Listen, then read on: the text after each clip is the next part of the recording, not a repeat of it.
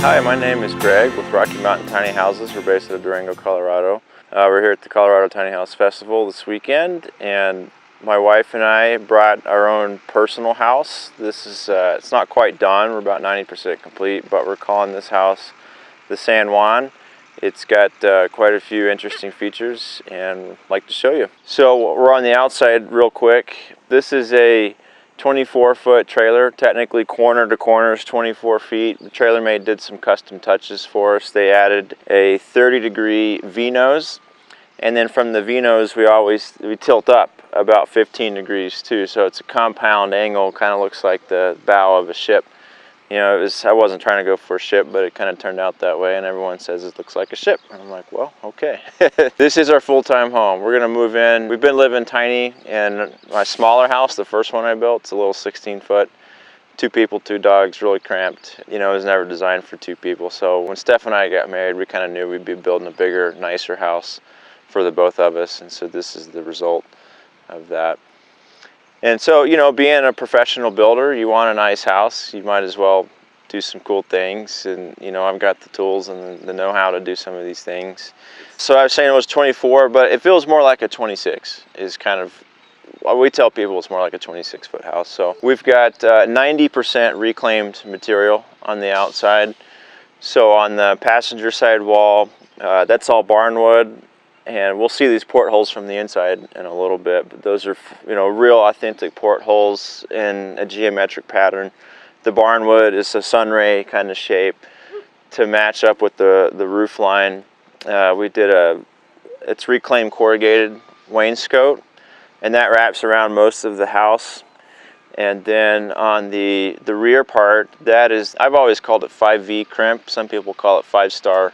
It's a real popular roofing for barns and agricultural buildings back in the day, but we found some of that in Denver at a repurposed store, and why not? It looks cool. So that's sort of the siding. The roofing is all new material. I don't like to put reclaimed stuff up there. I need the durability, and that's just corrugated, 7/8 corrugated, 26 gauge, a little thicker.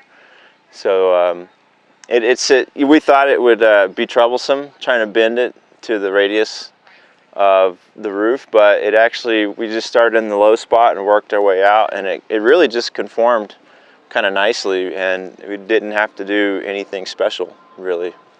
It was gentle enough slope that it fit. You know, another cool thing about the outside, the French doors, those, you know, the door is your portal into your home, and so a lot of people say, even if you're building big homes, that's one of those things you should put money into. You know, it's curb appeal. It's like, that's your entrance. And so we put a lot of time making these doors. They're all handmade in my shop. My local glass guy was able to cut water jet that tempered glass for the door panes. And we also got really nice hardware. We didn't want just basic hardware, so you'll see we'll do some close-ups. It's kind of a Victorian French knob sets, and then even the hinges are pretty fancy too. It's not my typical style, but my wife, she's a Francophile, and so she likes some of the old European stuff and flair, so that's kind of where you'll see some other touches like that too. Also, you know, notable is the fold-down porch. So when we travel, the porch folds up. And then the awning, which is 2 solar panels, it's an aluminum frame, 2 solar panels, that folds down on top of. And I'll get you a picture of what that looks like when it's all folded up. And you can't tell from where we're at, but that portion of the house is actually recessed 3 inches, so there's a little offset so that all that stuff can fit in that recess, and we're not sticking out past our 8'6", because we framed the house at 8'4". Our siding is right at 8'6". You know, we might even be just a pinch over in some places. So we were really pushing the width limit on that. So I did not want my porch or awning to stick out past that. So that's why the wall is recessed in a little bit. The backside has a really cool decorative feature. So that's all shakes on the rear, and it has a color gradient. It's 7 shades of blue. So we start with a near white, and it gets darker towards the big circle window, and then it lightens back up towards the top. Yeah, it's just this really cool, it's a real simple thing to do, but the effect is just really eye-popping. TrailerMate also welded on a hitch receiver on the rear, because we knew we'd be traveling with this house a little bit. So, you know, as you can see, we got a bike rack, we got our 2 bikes, and in between, you know, shows, we can just hop on a bike and get a little exercise, take the dogs for a run. And that's kind of a nice feature, especially if you're towing with something. If you don't have room on your truck to carry extra stuff, that's a good way to carry bikes or boats or extra cargo, whatever else you might need. That's the main things on the outside: roof shape, materials, and porch awning. Like I was saying earlier, that's 720 watts is 2 panels. So when we're on the road, that's enough power for all our lights, our fans, our laptop. It's not quite enough for the fridge and some bigger, you know, we'll have a mini split in here too. It's not enough for that, but for those things, you know, we'll have enough wattage for that. And then when we're parked back home, that's our primary parking is back in Durango.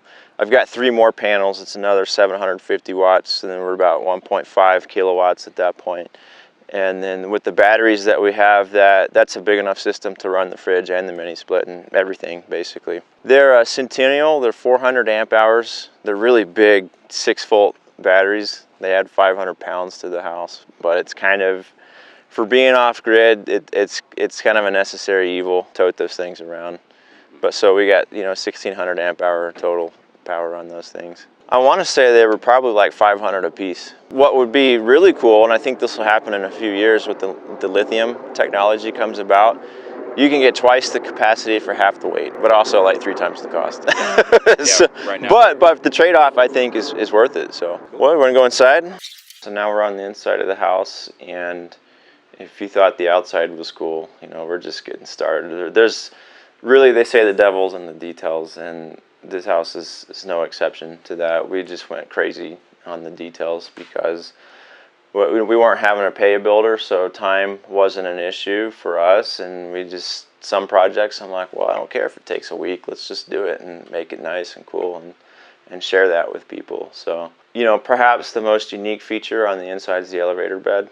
And people have done elevator beds before, and we're not the first one to do it, but you know, we wanted a slightly different take. You know, most people are using garage door motors and motorized things. We decided to do a manual system, even though we're off grid and we probably will have power all the time. I'm like, well, what if something fails and I don't have power, and then we're on the road and we want to go to bed? And I can't let the bed down, you know. So I came up with, it's all garage door parts. It's a chain hoist that's geared down to make it easier.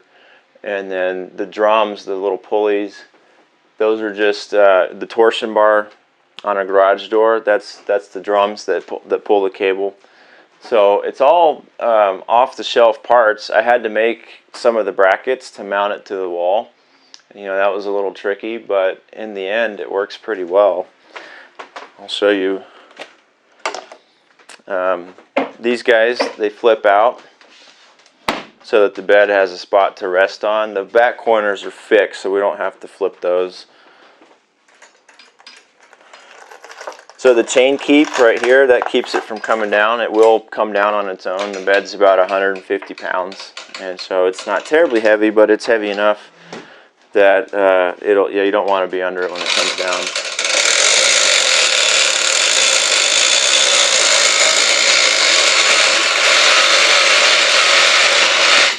So that's all we do to let it down. And we have been living it the past 2 weeks on the road, and it's quite nice to sleeping in this thing because we don't need a ladder. We can both just hop up here, queen size bed, 2 people, and then we do wake up, and we've got these 360 views. We have these big windows on, you know, a circle window, and these 2 big square windows all around us. So it's just like, it's actually, we don't have blinds, so it's almost a little too much. Sun's been rising at like 5:30. We don't usually get up till 7, so it's been kind of waking up early with the sun. It's cool, but it's a little too bright. We're gonna get some window coverings. She's already picked out some pleated insulated blinds to come in here. Now this guy, we're not quite sure. I think it's just gonna end up being some kind of drape that you can't make a circle blind, so I think it'll be some sort of drape that we hang up here somehow. It's a really easy method. This material is just 1/4" pine, tongue and groove. They call it a V-edge. You can buy it at Home Depot. I buy it in bulk. I get like pallets because we do so much of this stuff. I get a discount, and it's all over the shop. And well, it's thin, it's light, and this is you'll see a lot of this stuff in tiny houses all the time. But what you do for the whitewash, so that like you said, you can let some of the wood grain pop through. Like there, you can see a knot, you can see some of the variations in the wood. You can buy a pickling stain off the shelf, a Minwax or some other products out there. Or you can go the old school route, and that's just get some white paint, water it down 50-50 with water. So just a 1-to-1 mixture, and it just really washes the paint down. And then that's how you get your whitewash. And then it is kind of a thinner finish, so it would be a good idea to put clear coat. Just at least one, if not two. So that clear coat will help it stay a little more durable. You won't, fingerprints and you rub things all the time. It just keeps it a little cleaner. Well, let me back up. The back wall is actually just drywall, 1/4-inch drywall. So we have SIP framing. It's a panel construction. It's OSB skins, both sides. So we're not having to try to hit studs everywhere. That's one of the main reasons I like SIPs, because it just gives you a solid substrate in the entire house. And that made putting these brackets up easier. I didn't have to have a stud. I can screw straight to those SIPs, straight in the wall. You just have to use coarse thread screws, and they give you numbers, the SIP company, and they're like, this screw can hold, pull out is 250 pounds, shear is, 1,000 pounds. And so you can do the math, and I've got like 10 screws per bracket. I know they're going to hold just based on the ratings from the SIP company.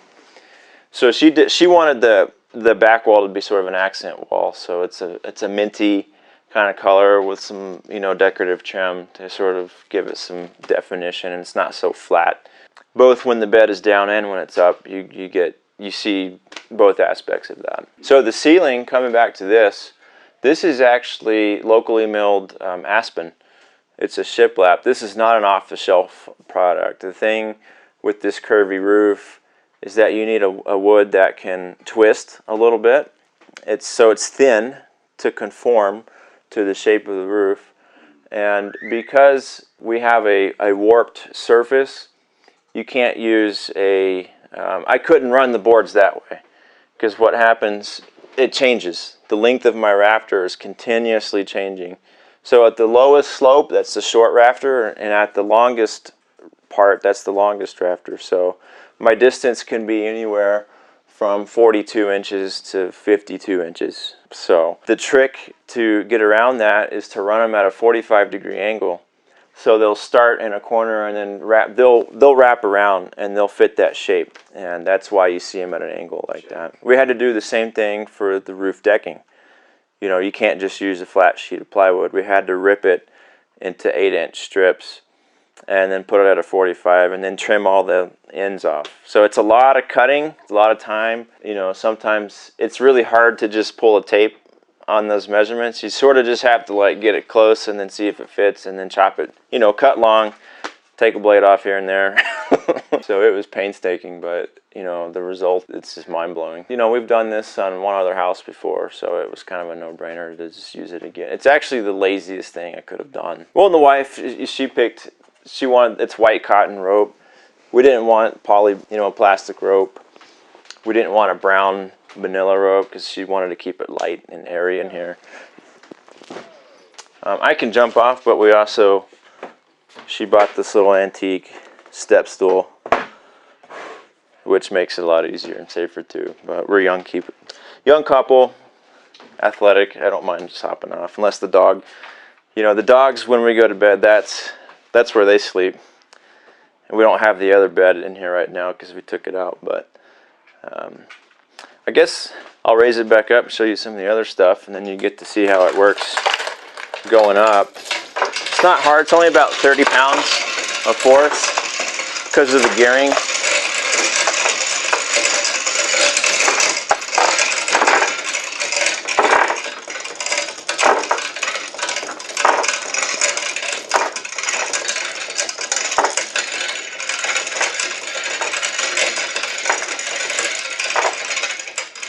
Right there. And that keeps it from coming undone accidentally. So when it's up, Then we have our living room configuration. So basically we got double function in this space. And that keeps your trailer shorter. You know, this is a way to have a downstairs bedroom without pulling your trailer another 6 or 8 feet. So you're just making better use of the vertical space. I mean, it's similar to a loft, but we don't have to climb it, which is the nice feature about it. I mean, I've lived tiny for 5 years.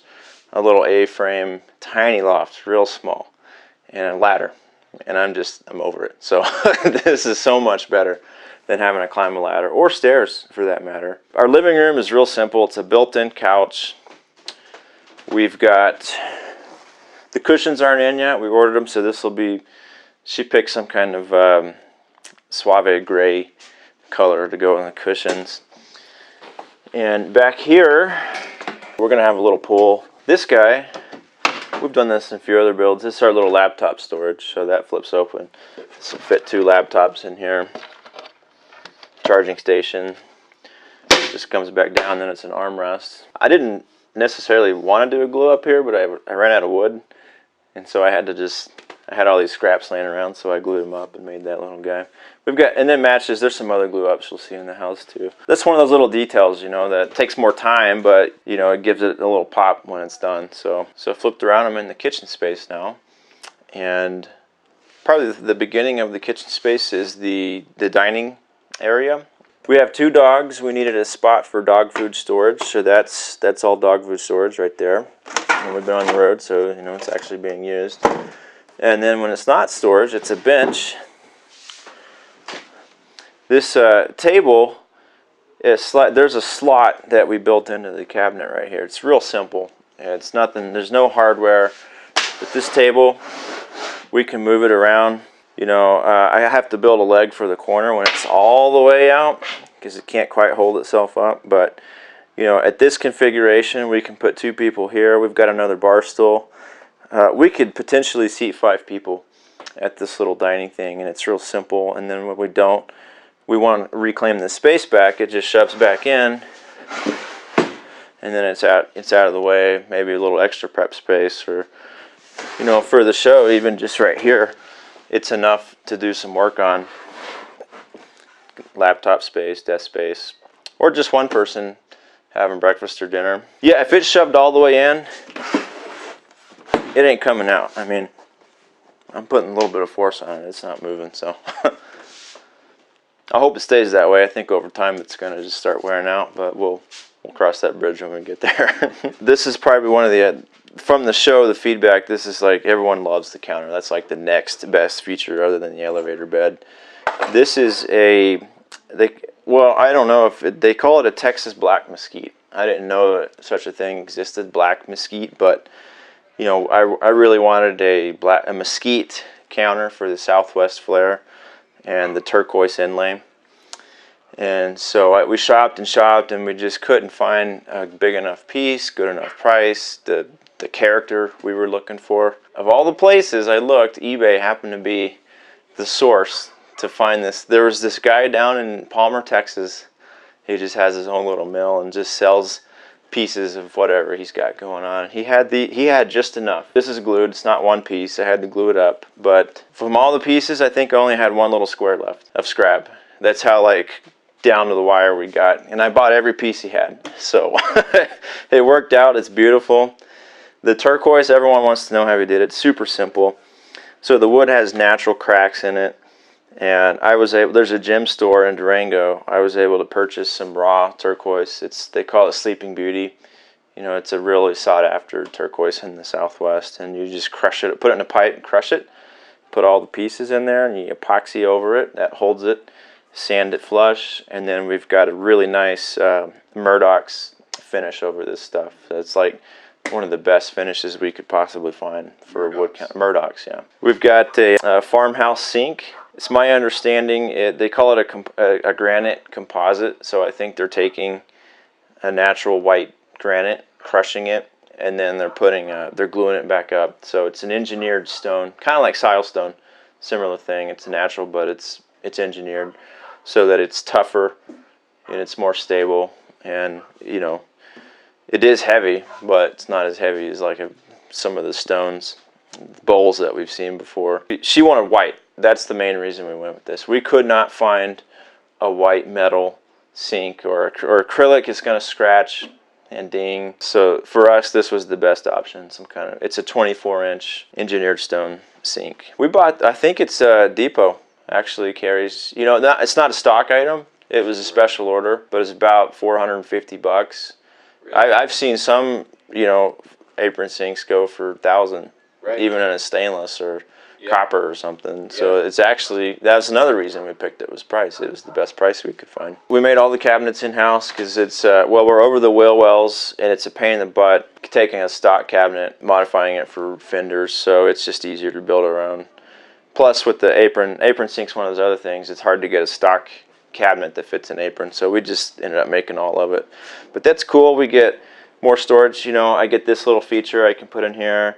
I get 4 drawers. These are RV slides, so when I'm driving, they won't come out. You got to really yank it to initiate it. The RV slides, I buy them from RV, like adventurerv.net or something like that. There's an RV specific store. Stock cabinets, if you have them in your tiny house, they're just going to roll. You're going to get to where you're going, and they're just going to be like that. We don't have it done yet, but this bay, this whole thing will be a pull-out, and that's our trash and our recycling. Steph is always real big. You got to have spots for trash, recycling, shoes, dog food, and laundry. That's the other one. So just everyday things that a lot of tiny house dwellers don't really think about until they actually get into their house, and they're like, "Oh man, I didn't think about that." And so, trash, recycling, dog food if you have dogs, laundry. Those are 4, and shoes. Those are the 5 big things she always talks about. So that's sort of the cabinetry. Real simple.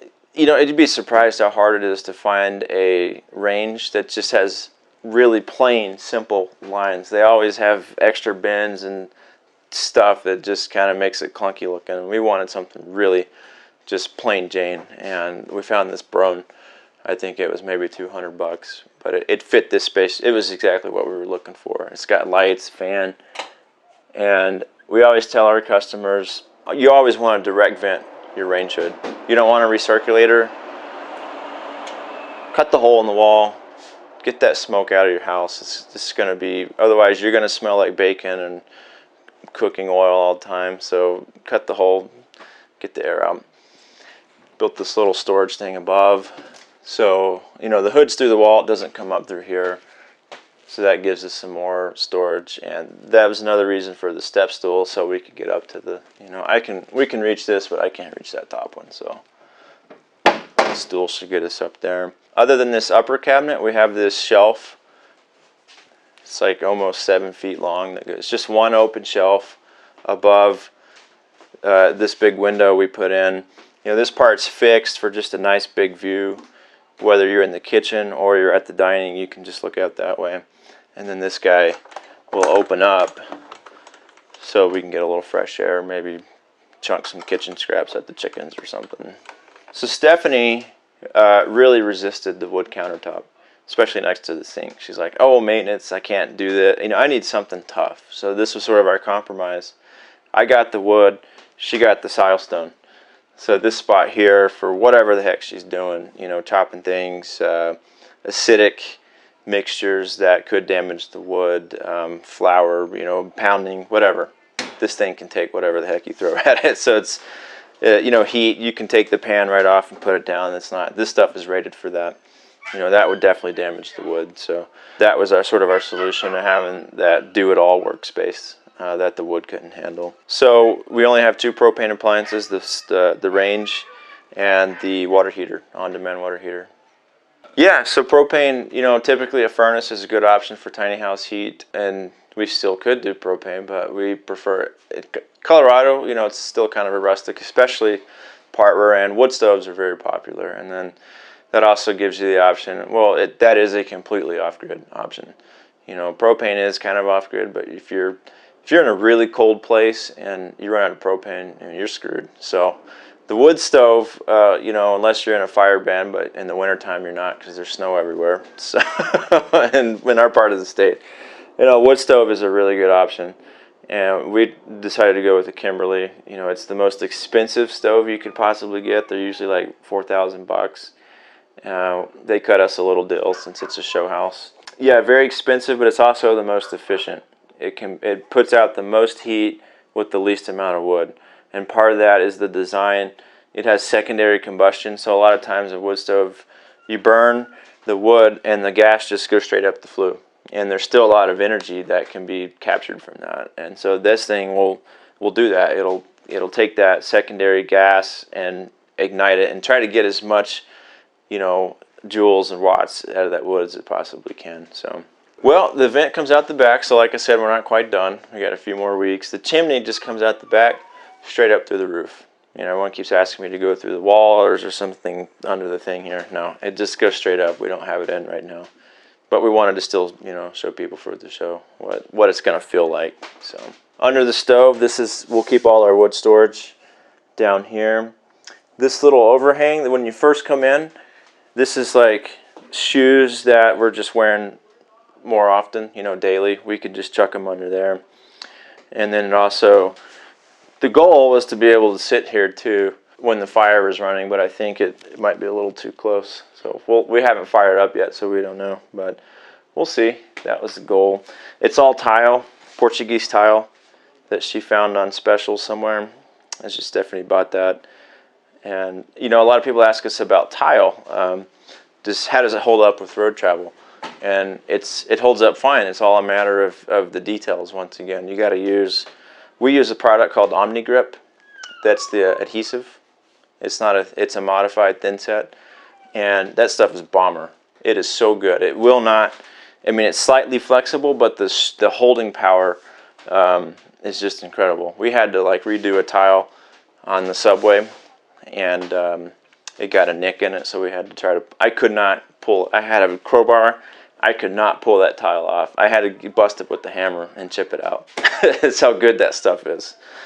And then, of course, your grout, you want to use a modified grout. It has like a latex, and it's flexible too. So this above the tile, it's just a little decorative metal screen so that we don't have to stare at the side of our refrigerator all the time. And it is, you know, mission accomplished. You can't tell that there's a fridge back there, even unless you see the door here, but yeah, it works nice. So now we're into our food storage. That's another thing for Steph. You know, we've been on the road, so we've got some stuff in here.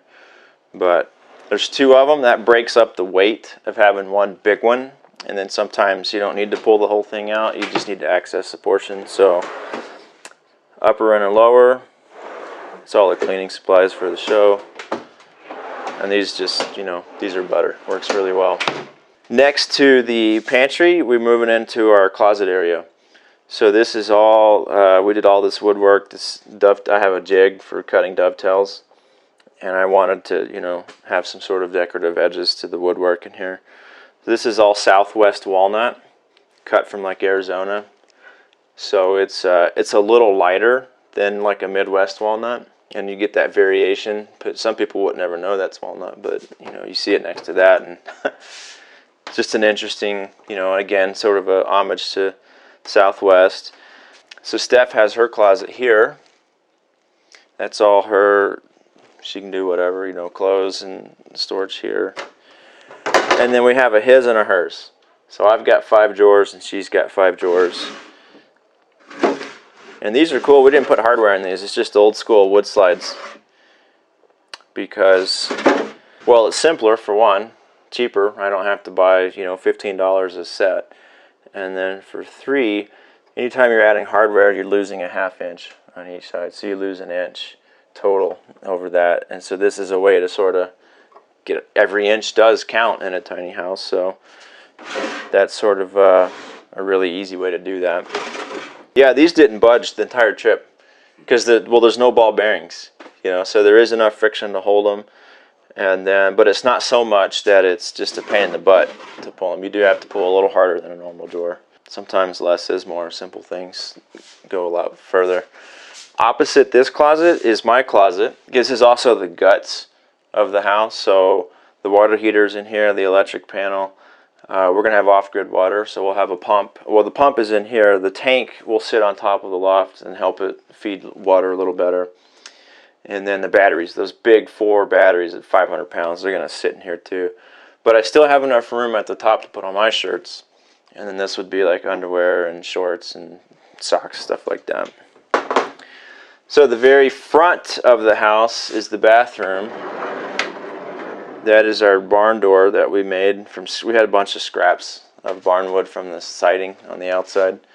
So we took a lot of the scraps and I make a little jig that cuts those at the right angle, and you just glue them up and put them in there. Yeah, sunray pattern.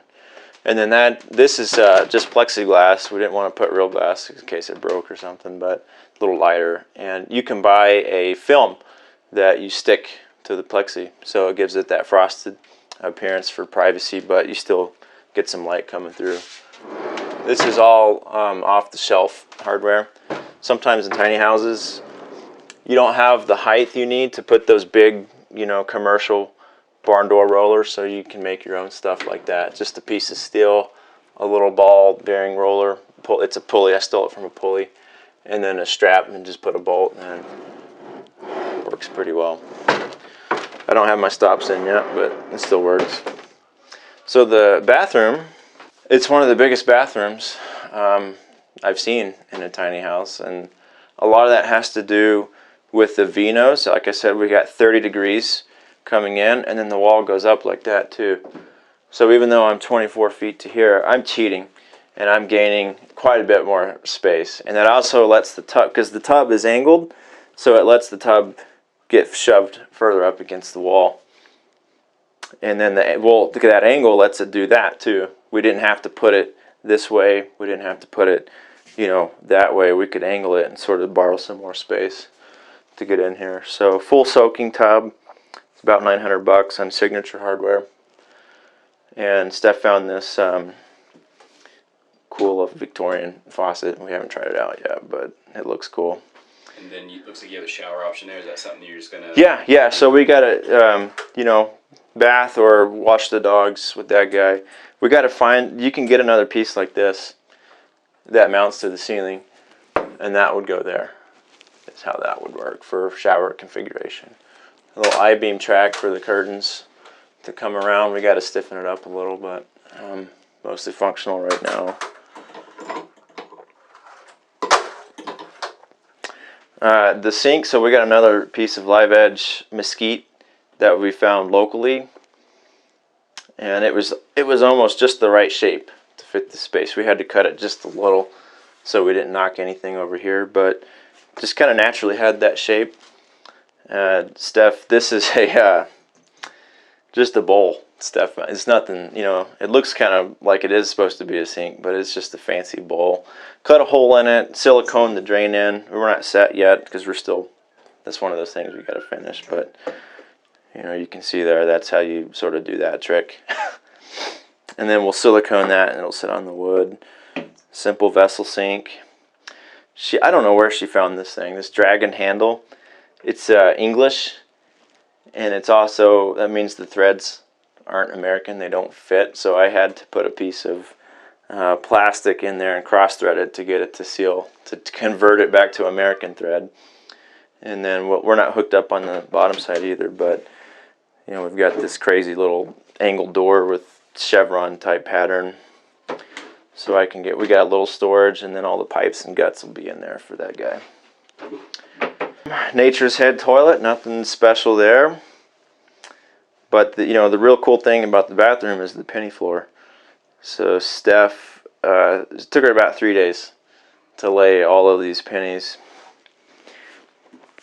And it's just epoxy, about an 1/8 inch layer of marine grade epoxy over the pennies, and that's what ties it and seals it. So pretty dazzling effect. So this spot here, there'll be a linen cabinet or hutch. We're trying to find an antique that fits the space, but it's a really hard space to deal with. So I think we're going to end up making something, but it'll be full height all the way up to here. So we'll have laundry. That's our laundry. That's dirty laundry on the bottom, a hamper that'll pull out. Towels, toilet paper, toiletries, whatever, they'll all fit on the top side. So the bottom side of the bed, the ceiling, basically, when you're sitting in the living room space, is the southwestern motif. Stephanie really, she says it over and over, she did not want to see a piece of plywood when she was sitting on the couch, because it's the ceiling, it's only 7 feet above you, it's very prominent when you're in this space. So we ended up searching Pinterest and getting some ideas for wood art, and we borrowed some ideas, we sort of modified it to our own taste. And so she picked all these colors and finishes, and it was a lot of cutting. The hardest part was just drawing it out. We just put it in CAD, and then we figured out the pattern, and then that made it easy to transcribe to the piece of, sub plywood. But then after that, it was just, measure, cut, check it, cut it again, and that's the end result. So it turned out nice. The second loft is actually, it's hard to believe, it's all gear storage. Like, it is a very big, tall, spacious loft, and it's got some cool features, but we're not, the elevator beds are primary sleeping, and the goal for this was to put our gear. So we're mountain junkies like most people, bikes, river sports, kayaking, paddleboarding. We hunt, we do backpacking, we do, hiking, 14ers. So we got a lot of gear, and we needed some place to put that. So there'll be actually some cubbies and stuff that are going to break up that space, but the sleeping bag will have a spot, the backpack will have a spot, all that, everywhere will have a place to go when it's all said and done up there. So that side of the house, the portholes, we're going to keep that open.